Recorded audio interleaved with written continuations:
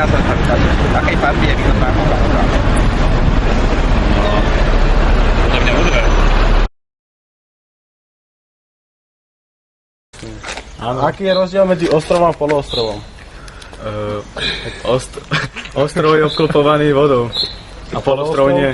Polostrov iba z určitej časti. Dobre. Čo je to Mliečna cesta?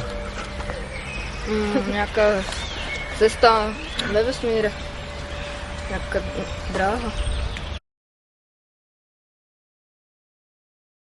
Kto napísal Chalúbkové dielo Morholt?